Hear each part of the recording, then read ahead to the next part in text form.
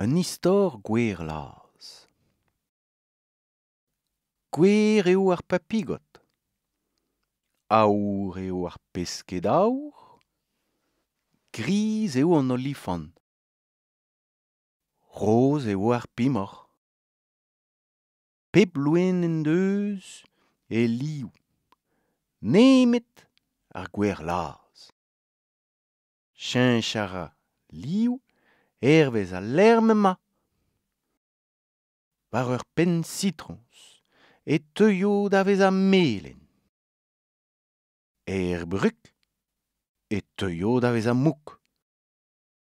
War un tigre e teuio davez a roudennek. Ur wech e oa.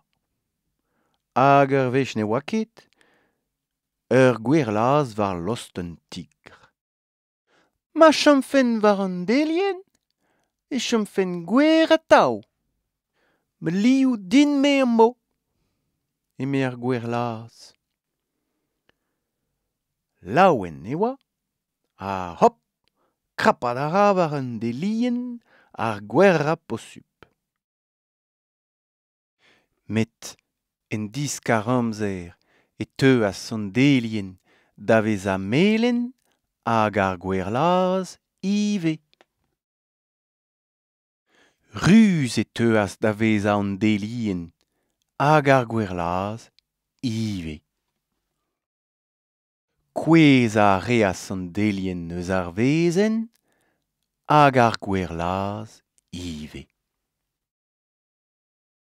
Du a bremañ en noz ar goan.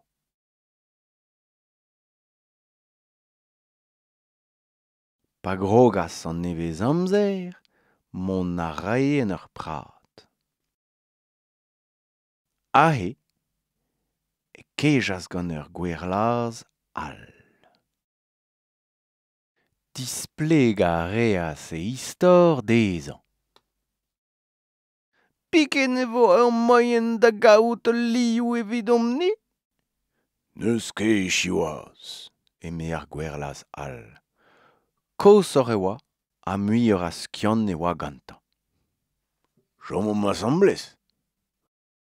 Kendalc'h a reim cheñch liou memes eus amzer, hag hervez a lec'h heñvel me ket chomim. Ha neuze, chom a rejom tost an eil d'egile. Gwer a vechou, mouk a vechou, melen a vechou, ruz gant pikou gwenn a vechou. Lavaret e vez int laouen a lese.